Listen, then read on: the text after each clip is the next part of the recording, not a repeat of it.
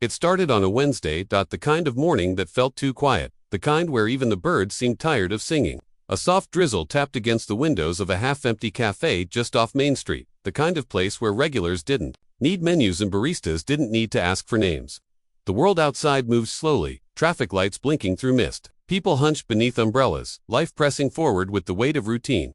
Inside, she stood in line, third, from the front, her worn brown coat soaked near the hem, a strand of damp hair clinging to her cheek. Her name was Riley, 34, a single mom, with eyes that had forgotten how to light up and fingers that still smelled faintly of dish soap and baby lotion. She glanced down at her phone. No new messages, no job offers. Just a reminder that her rent was due in 4 days, and her checking account had less than half of what she needed. Ahead of her, a man in his 40s stood studying the pastry case. Clean-shaven, well-dressed, but in a casual, forgettable way. Dark jeans, navy coat, leather gloves tucked into his back pocket. His hand hovered over the glass. Croissant, muffin, maybe neither. He looked like someone deciding whether he even wanted to stay. Riley was used to noticing people, not out of curiosity, but necessity. You learn a lot when you're broke. Who might forget change on a table? Who might leave behind a freebie card with only one stamp left? Who's too busy to notice the kindness you slip them before slipping out yourself? Survival taught her how to see what others missed. The man in front stepped forward to order. Large dark roast, he said, voice low. No room. The barista nodded. He reached into his coat pocket, froze, checked the other, then patted the one behind him. Nothing. He turned toward the counter, brows slightly furrowed. I must have left my wallet in the car, he murmured. Give me just a sec, I've got it. The words left her mouth before she even knew why. Their eyes met. She didn't flinch, didn't blush, just stepped forward and gently tapped her card to the reader. One beep. Done. The barista blinked in surprise. The man's brows rose, clearly unaccustomed to being on the receiving end of charity, especially not from someone who looked like she hadn't bought herself a new coat since before the pandemic. You didn't have to, I know, she said, but I did, and that was it. No names, no exchange of numbers. She took her coffee, just a small drip, no sugar, no cream, and found a seat by the window. Her eyes drifted out toward the gray morning. Her mind was already calculating how to make up the $3 she'd just spent. Maybe walk instead of taking the bus. Maybe skip lunch. The man stood for a moment, watching her, then slowly walked out into the rain. He didn't go to his car. He didn't have one because his name was Grant Mason, CEO of Mason Roast, a chain of over 400 coffee shops across the Midwest and East Coast. And the cafe Riley had just saved him in one of his. He hadn't planned to stop there that morning. He hadn't planned much at all. The truth was, he'd been aimlessly walking since before dawn. Jacket, damp, mind heavy. His board had just rejected his proposal to convert 50% of his shops into employee-owned co-ops. Too risky, they'd said. Too radical. He'd fought back, lost, and suddenly, after years of building a company he thought could change the world, Grant was starting to wonder whether he still recognized any of it. That morning, he had walked into that cafe, not as a CEO, but as a man quietly grieving something he couldn't name. And then she paid for his coffee. Without smiling, without asking for a thing. Just did it. And walked away like it cost her nothing. But he knew better. He saw the way she kept stirring her coffee long after the sugar had dissolved. The way she counted change in her hand before buying a muffin for her daughter, who sat across from her with her legs swinging beneath the seat and a coloring book cracked open. The kid looked about 6. Freckles, rain boots, hair in uneven pigtails. Grant stood across the street watching them for 15 minutes, then made a call. By noon, Riley had no idea her world had started to shift. She clocked into her afternoon shift at the grocery store like she always did, beige apron, fake smile, back aching from too many hours on her feet. The store manager barked about shelf rotation. A kid knocked over a jar of olives. Someone argued over expired coupons. Same day, same noise, except at 4:45 p.m., her register froze mid-transaction. A red error message blinked across her screen. System error manager, override. She waved her hand. Martin, can you take a look at this? The manager came over, tapped a few keys, then frowned. That's weird. Looks like the system doesn't recognize your login. What? Let me try something else. He entered his own code. The register blinked, then logged her out completely. Says you've been transferred. Transferred. Yeah, headquarters. She laughed. What headquarters? I don't know. That's what it says. And then her phone buzzed. Unknown number. She answered. Hello, Ms. Riley Bennett. Yes, this is the Executive Relations Department of Mason Roast. We're calling regarding a new opportunity that's been assigned to your name. Could you come in tomorrow morning for orientation?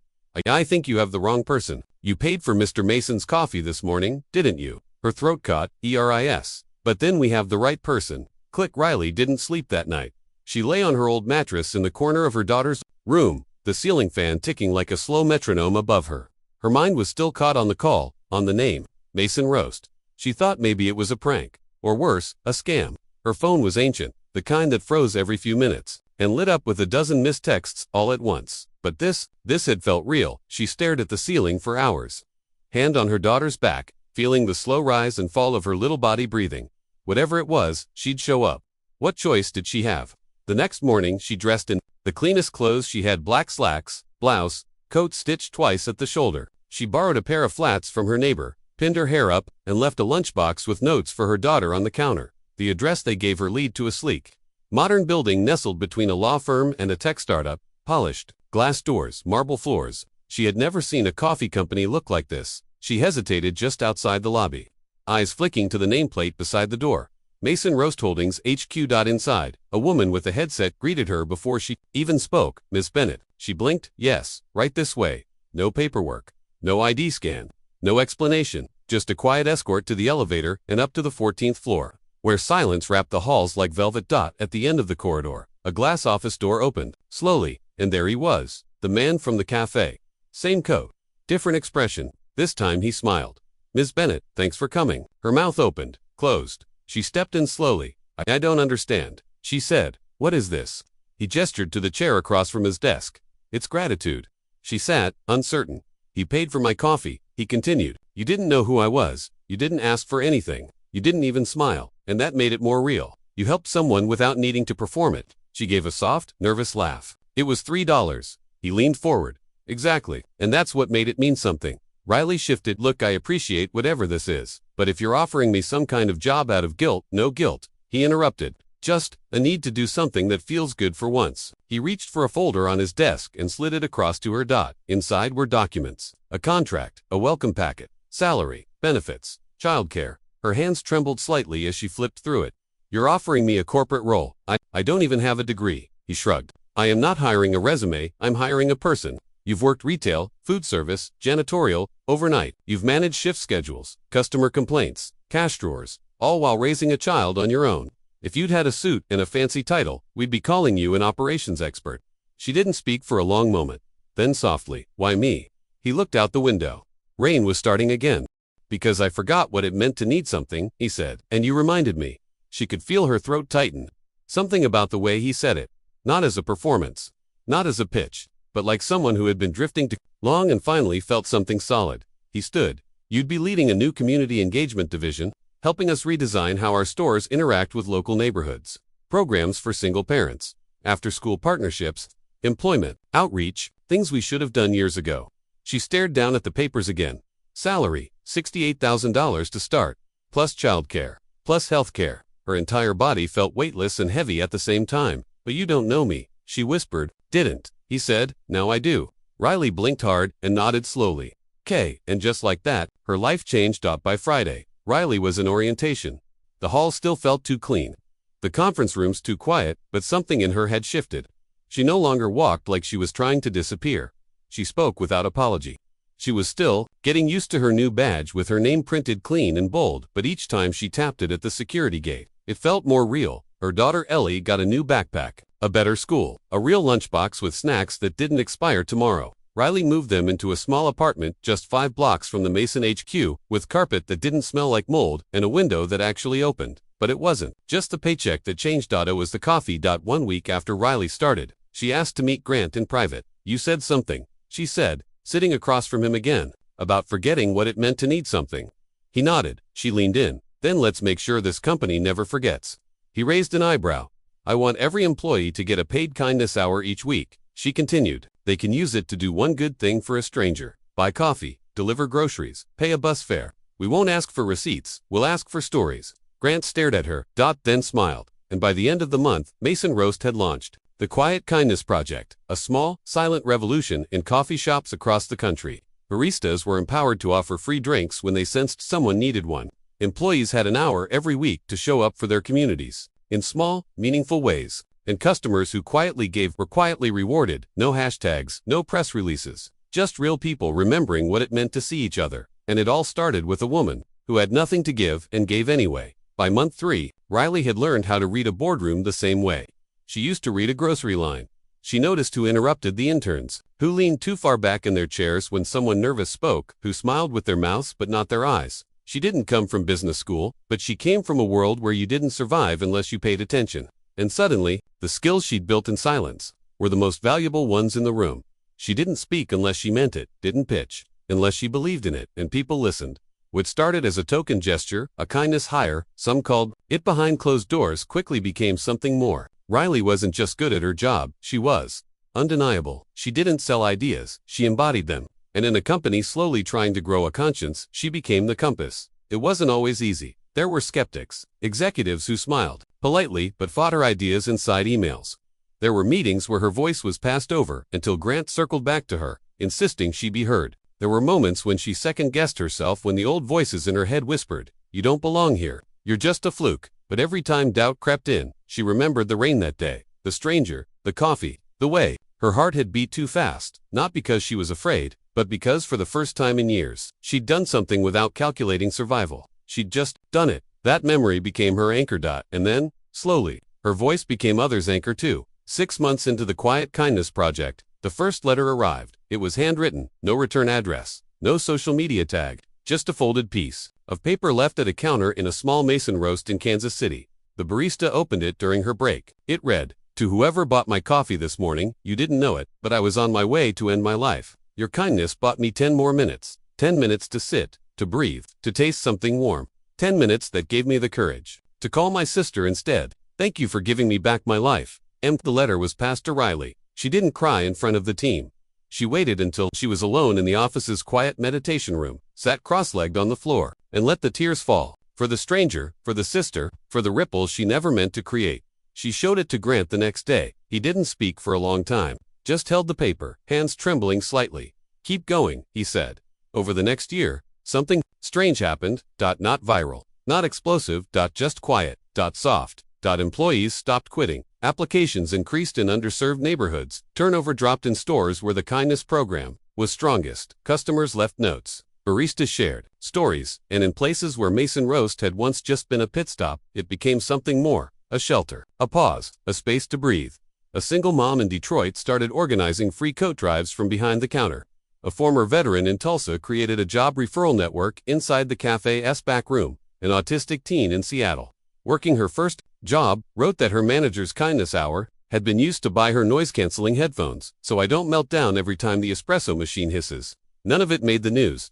None of it needed to, because the stories weren't written for headlines, they were written on napkins, on sticky notes, on backs of receipts and bathroom mirrors and chalkboards outside of stores that said things like "Today's special, someone believed in you."